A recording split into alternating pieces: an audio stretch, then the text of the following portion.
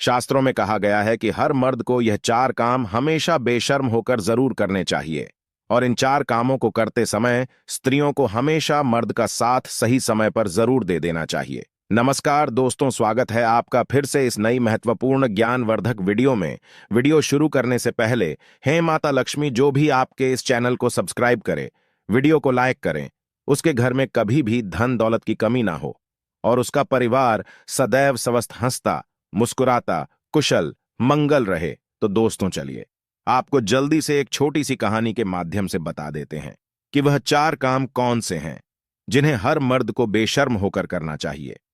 दोस्तों वीडियो बहुत ही महत्वपूर्ण ज्ञानवर्धक है, इसे अंत तक जरूर देखें क्योंकि आधा अधूरा ज्ञान किसी काम का नहीं होता है। एक नगर में एक राजा रहते थे।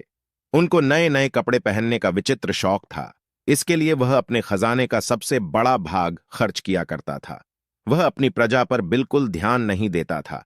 वह दुनिया के कोने कोने से सुंदर और बहुमूल्य कपड़े मंगाता और बहुत अच्छे दर्जी से सिलवाकर पहनता था, परंतु बढ़िया से बढ़िया कपड़ा भी एक बार पहनने के बाद दोबारा कभी नहीं पहनता था। राजा के इस व्यवहार से राज्य की आर्थिक दशा पर बुरा प्रभाव पड़ रहा था। राजा के इस शौक का पता एक ऐसे आदमी को लगा जो अपने काम में बहुत होशियार था। एक दिन वह 3-4 आदमियों को साथ लेकर राजा के दरबार में उपस्थित हुआ। उसने राजा को अपना परिचय देते हुए कहा कि वह दुनिया के बड़े बड़े राजाओं के कपड़े सिल चुका है। दर्जी ने विस्तार से अपना परिचय देते हुए बताया कि किस प्रकार चीन, जापान, अमेरिका और इंग्लैंड देश के राजाओं ने उसके सिले कपड़े पहनकर उस पर पुरस्कारों की बौछार की, जिससे वह माला माल हो गया है। राजा ने कहा, दर्जी हम भी तुम्हें माला माल कर देंगे। अब तुम बताओ तुम मेरे लिए कैसा कपड़ा बनाओगे। दर्जी बोला, हुजूर मैं आपके लिए ऐसा कपड़ा तैयार करूंगा जिसे मूर्ख, बेईमान और अन्यायी नहीं देख सकेगा। ऐसा कपड़ा दुनिया में किसी राजा महाराजा के पास नहीं है। राजा बोला, बेशक तुम मेरे लिए ऐसा कपड़ा तैयार कर सकते हो। दर्जी बोला, परंतु हुजूर कपड़ा मैं स्वयं अपने हाथों से बुनकर तैयार करता हूं। राजा ने उतावले होकर पूछा, दर्जी ऐसी पोशाक तुम मेरे लिए कितने दिनों में तैयार कर सकोगे। दर्जी बोला, हुजूर लगभग 1 या 1.5 महीना तो लग ही जाएगा। राजा ने कहा, मैं तुम्हें 2 महीने का समय देता हूं। इसके लिए हमें तुमको क्या मूल्य देना पड़ेगा। दर्जी बोला, हुजूर 50,000 पहले दे दीजिए और 1 लाख कपड़ा पसंद आने पर दीजिएगा। उसी क्षण दर्जी को कपड़ा तैयार करने के लिए एक अलग जगह की व्यवस्था करा दी गई। दर्जी अपने 3-4 आदमियों को लेकर उस जगह आराम से समय काटने लगा।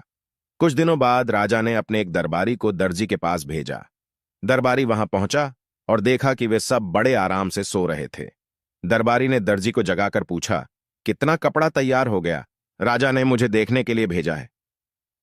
दर्जी एकदम चौंक कर उठा और बोला, आइए मैं आपको दिखाता हूं कि कितना कपड़ा तैयार हो चुका है। दर्जी ने एक अलग कमरे में दरबारी को ले जाकर करघे पर कपड़ा बुनने का अभिनय करके दिखाया। देखिए कितना सुंदर कपड़ा बुना जा रहा है। किंतु दरबारी को तो वहां ना कपड़ा ना करघा कुछ भी दिखाई नहीं दे रहा था। दरबारी भौंचक्का रह गया और वह सोचने लगा कि कपड़ा तो दूर रहा, मुझे तो हथकरघा भी दिखाई नहीं दे रहा है। अब दरबारी को दर्जी की वह बात याद आई कि जो मूर्ख, बेईमान और अन्यायी होगा उसे यह कपड़ा दिखाई नहीं देगा। क्या मैं ऐसा ही व्यक्ति हूं? दरबारी सोचने लगा। विवश होकर उसने कहा, वाह वाह, सचमुच बहुत सुंदर कपड़ा तैयार हो रहा है। राजा ने जब इस बात को सुना तो वह बहुत खुश हुआ। उसने दर्जी और कारीगरों की सुविधाओं को और बढ़ा देने का हुक्म दे दिया। 1 महीने बाद राजा ने अपने मंत्री को दर्जी का काम काज और कपड़ा देखने के लिए भेजा। मंत्री के आने की सूचना पाकर दर्जी ने अपने आदमियों को सतर्क कर दिया। मंत्री जब दर्जी के पास पहुंचा तो वह अपने आदमियों के साथ कपड़ा काटने और सिलने का अभिनय कर रहा था। देखिए मंत्री जी, कितना सुंदर कपड़ा और कैसी सुंदर पोशाक तैयार हो रही है।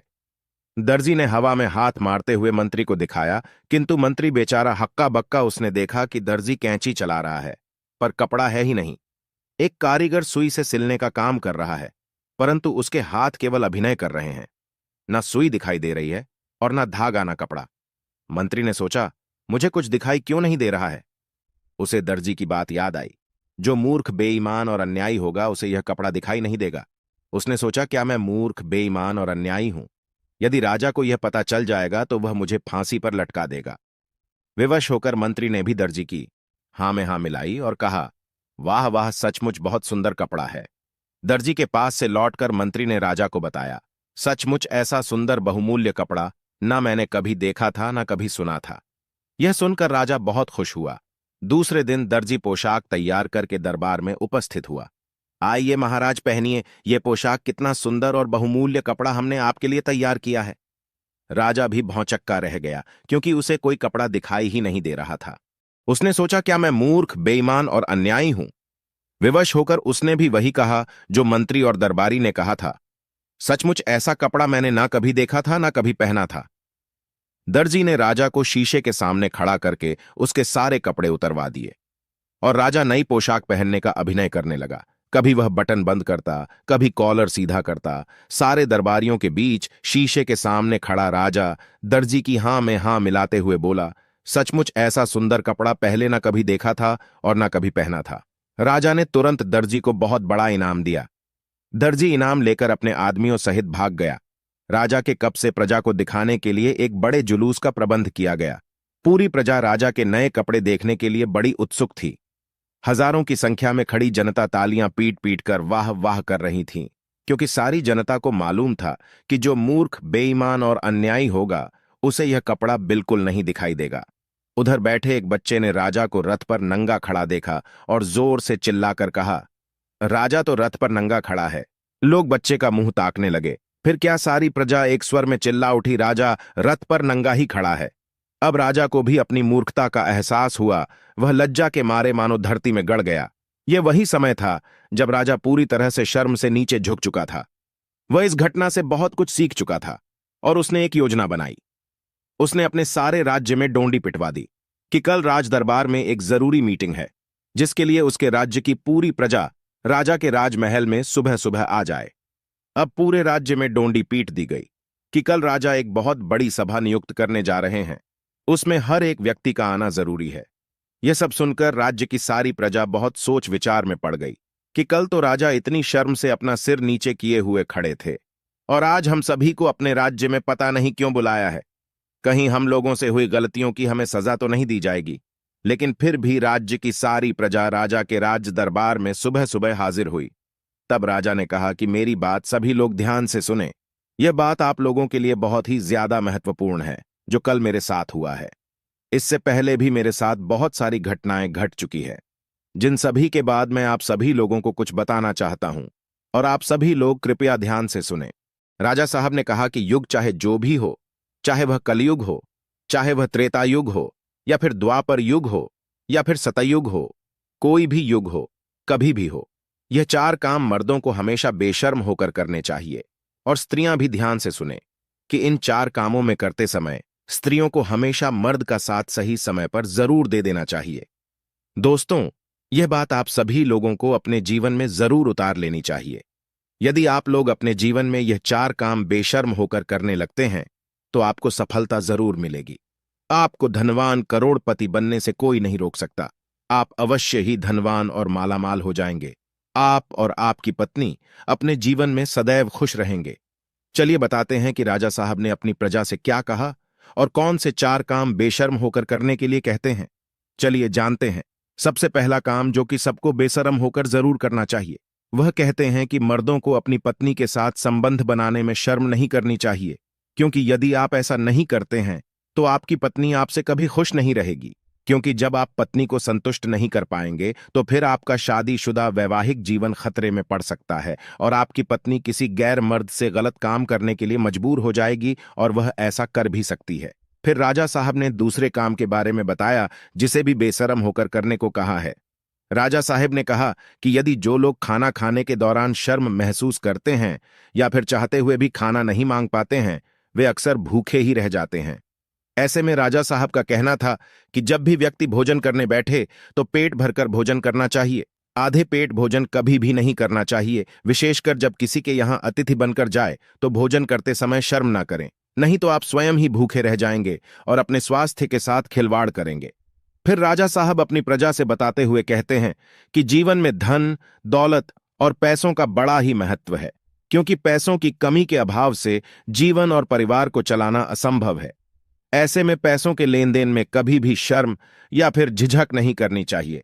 बेझिझक होकर जरूरत में किसी से पैसे मांगना चाहिए। वहीं अगर किसी को जरूरत के समय उधार दिया हो तो उसे मांगने में बिल्कुल भी शर्म नहीं करनी चाहिए, अन्यथा आपको धन की हानि उठानी पड़ेगी। चौथी बात को बताते हुए राजा साहब कहते हैं कि कोई भी इंसान यदि सही तरीके से और सही वक्त पर या कुछ काम कर ले तो वह रंक से भी राजा बन सकता है।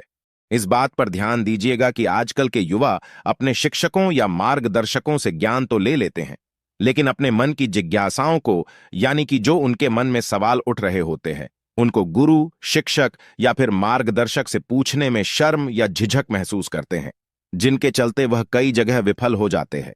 दोस्तों, चाणक्य नीति में भी लिखा है कि किसी भी स्थान पर जब विद्या ग्रहण करने जाए तो अपने अध्यापक या गुरु से अपने मन में उत्पन्न हो रहे सभी प्रश्नों का उत्तर बेझिझक बिना शर्म के प्राप्त करना चाहिए, क्योंकि वहां पर हर कोई सिखाने के उद्देश्य से जाता है। और यदि आप वहां पर जाकर भी अपने गुरु से कोई भी सवाल पूछने में ही शर्म करेंगे और अपने प्रश्नों का हल शर्म की वजह से नहीं प्राप्त कर पाएंगे, तो आप अपने जीवन में कभी सफल नहीं हो सकते हैं।